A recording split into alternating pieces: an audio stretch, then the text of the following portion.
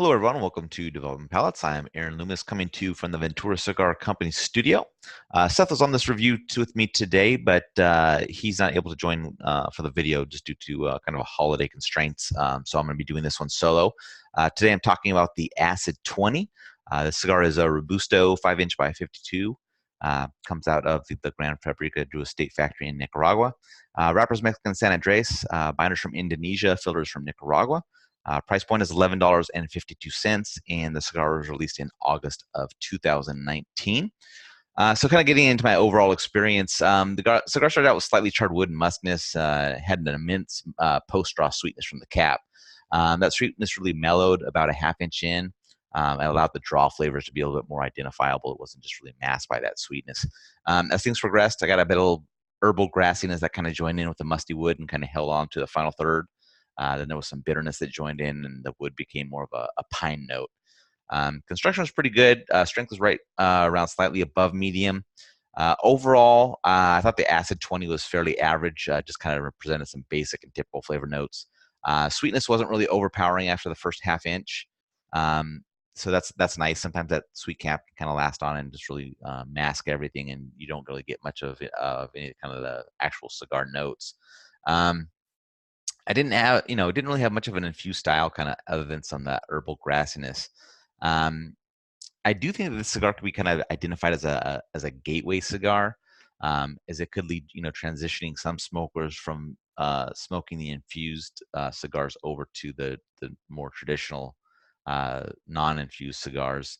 Um, the overall profile is a little bit more non-infused than infused. The only real drawbacks was the sweet cap and that herbal grassiness. Those are the things that kind of keep you in that infused range. But other than that, once that sweet cap kind of faded away and that herbal grassiness was pretty mellow, you got pretty much the traditional smoking experience from a non-infused cigar. Price point is fairly low for most of the acid offerings, so that may help a few more people try it. Probably not something I'm going to be going to smoke frequently, but not something that I'd be against smoking again. It really just kind of depend on my mood. Now, Seth also had he had a different experience than me. He enjoyed the cigar a little bit more. He thinks that kind of the acid releases this year are some of the best releases for the year period.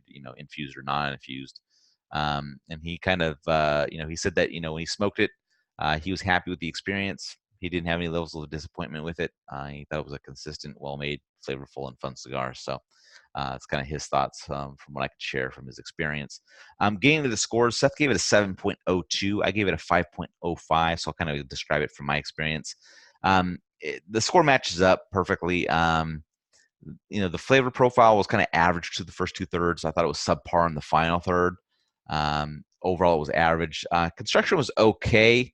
The burn was a bit wavy at times. It did go out once in the second third, which kind of required a relight. So that was a little bit of an issue. But the interesting thing for this cigar is the head on the cigar is very flat. It's almost like just very blockish.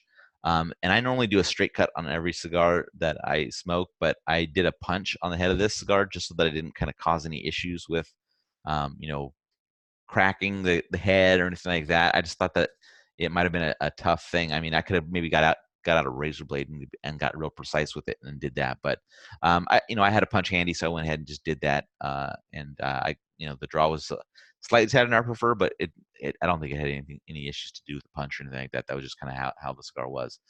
So those are the final thoughts. If you're just catching this video on YouTube, be sure to subscribe to us, but check out the full written review on the website, developingpalates.com.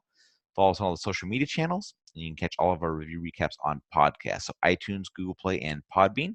Thank you for tuning in. We will catch you on the next one.